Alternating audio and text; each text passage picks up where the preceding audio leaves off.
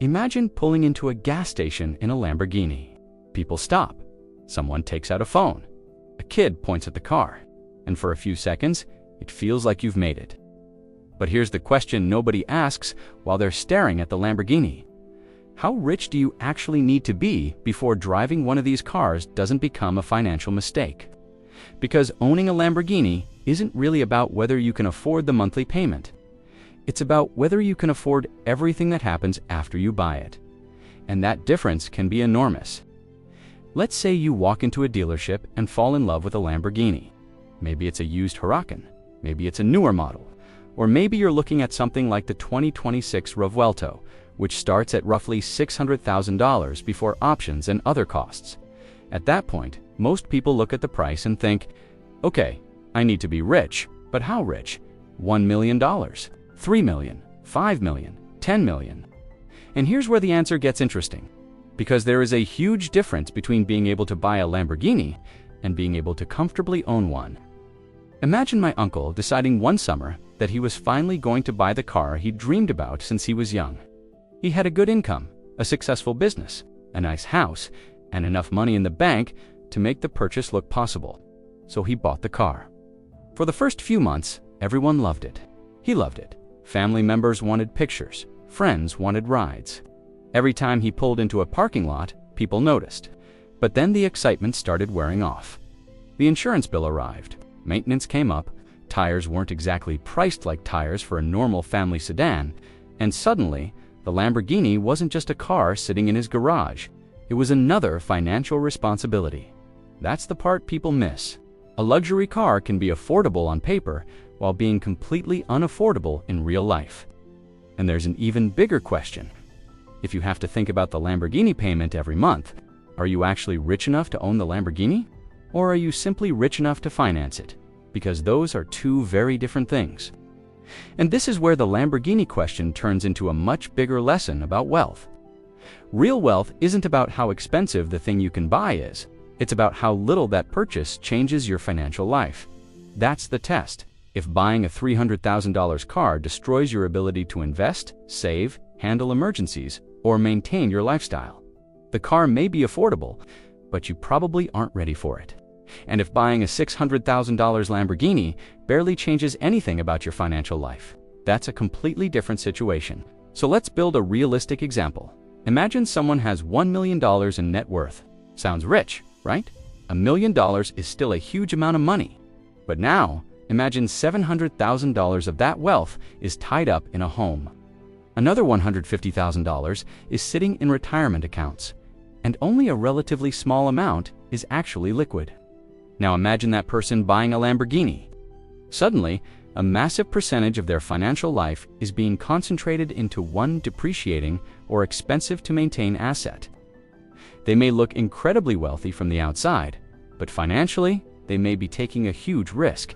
And that's why net worth matters more than income.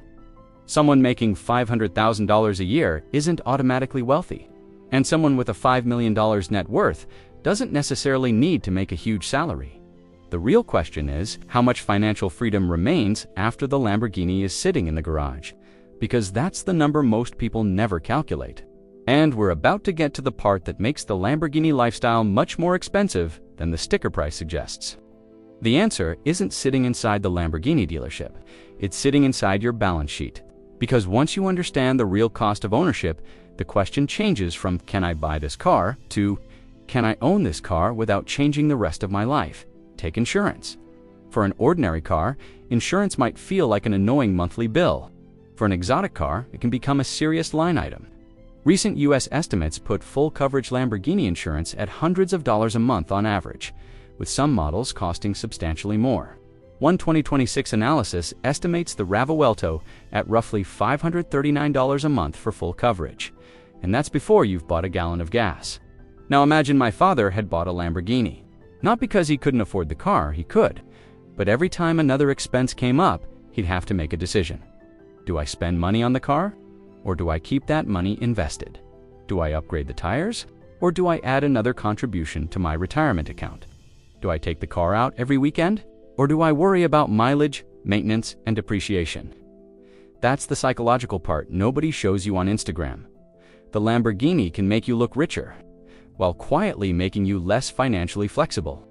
And flexibility is one of the most valuable forms of wealth. Because wealthy people aren't necessarily the people who own the most expensive things.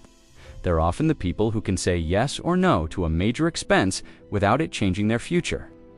Now consider the running costs: tires, brakes, maintenance, fuel, insurance, registration, and potentially depreciation. Some ownership estimates for a Huracan put the total annual economic cost, including depreciation, at tens of thousands of dollars per year. And that's when you realize something important. The price tag is only the beginning. A $200,000 Lamborghini isn't necessarily a $200,000 decision. It's a decision about every dollar that car may consume after you buy it. And there's another number people almost never think about: opportunity cost. Imagine you have $500,000 available. You could put a huge portion of it into a Lamborghini. Or you could keep that capital invested and allow it to potentially compound over decades. The Lamborghini gives you something immediately. The investment gives you something later. Neither choice is automatically right or wrong, but they are completely different financial decisions. And this is where my grandfather's generation would probably have looked at the situation differently. Imagine my grandfather had accumulated a substantial amount of money over his lifetime. He wasn't interested in showing everyone what he had. His car was ordinary, his house was comfortable, but the money he didn't spend quietly kept working. That's the difference between looking wealthy and becoming wealthy. One is visible, the other is almost invisible. And Lamborghini creates a particularly powerful temptation because the reward is immediate. You don't have to wait 20 years to enjoy it. You start the engine and you hear it immediately. You press the accelerator and you feel it immediately. People look at you immediately. That's why luxury spending can be psychologically powerful. The brain gets a reward today, the financial cost arrives later, and that can make expensive purchases feel much easier than they actually are. But here's where the story gets even more interesting. There isn't one magic net worth number that makes someone rich enough for a Lamborghini. A person with $2 million could potentially own one. A person with $10 million might decide it's a terrible use of money. A person with $50 million might barely notice the purchase. The same Lamborghini can represent completely different financial decisions for three different people. So instead of asking, "How much money do I need?" ask a better question. How much of my wealth would this car consume? If buying the car represents a huge percentage of your net worth, you're probably buying a lifestyle before you've built the financial foundation to support it. If the car represents a tiny fraction of your assets and the ongoing costs are insignificant relative to your income and investments, the situation is completely different. That's why the people who can comfortably afford exotic cars often don't look financially stressed by them. The car isn't carrying their identity, their wealth is carrying the car. And that distinction is everything, because the real flex isn't being able to make the Lamborghini payment. The real flex is being able to buy the Lamborghini and barely notice that you bought it. But there's still one final question. If that's the standard, where exactly does the line begin? How much income? How much net worth? And what percentage of your wealth can realistically go toward a car before the Lamborghini stops being a luxury and starts becoming a financial liability? That's where we can finally put some numbers around the idea. So let's put some numbers around it. There's no official rule that says you need a certain net worth to own a Lamborghini. And anyone who gives you one exact number is pretending wealth is simpler than it really is. But we can build a useful framework. Take the 2026 Lamborghini Revuelto. Its listed starting price is about $608,000 before options, and a tested Revuelto has been priced above $700,000. Now imagine someone with a $1 million net worth buying a $600,000 Lamborghini. They may technically be able to do it, but the car would represent roughly 60% of everything they own. That's not financial freedom, that's financial concentration. Now move the same Lamborghini into the garage of someone worth $10 million. Suddenly, the car represents about 6% of their net worth. Still significant, but completely different.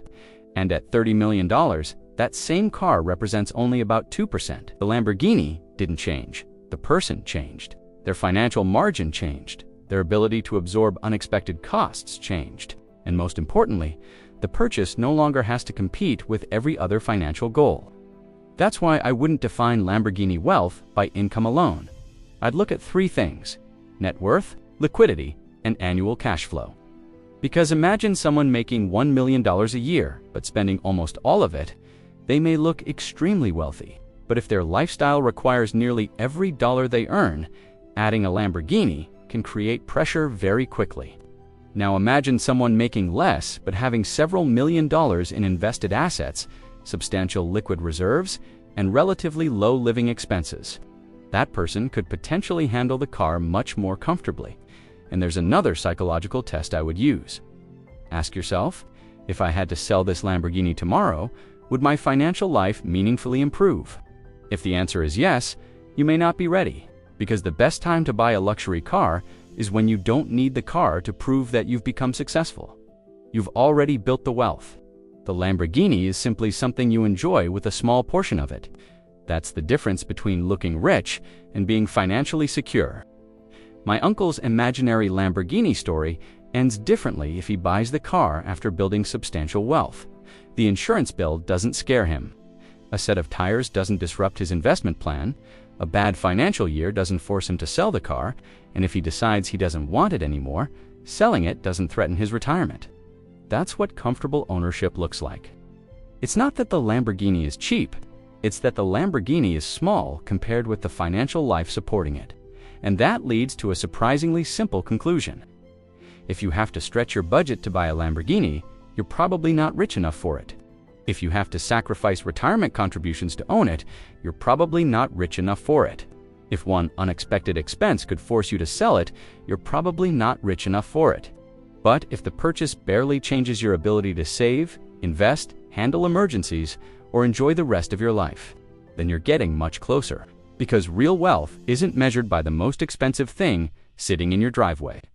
It's measured by how much freedom remains after you buy it. And maybe that's the strangest thing about a Lamborghini. The people who want one the most often focus on the car. The people who can comfortably afford one can focus on everything else: their investments, their businesses, their family, their retirement, their freedom. The car is just sitting there. And that's probably the real answer to the question. How rich do you need to be to drive a Lamborghini? Not rich enough to make the payment, rich enough that the payment doesn't matter, not rich enough to impress strangers, rich enough that you don't need to, and not rich enough to buy the car, but rich enough to own it without sacrificing the future that made the car possible in the first place. Because the ultimate luxury isn't driving a Lamborghini. It's being financially free enough that you could buy one, and honestly decide whether you even want to.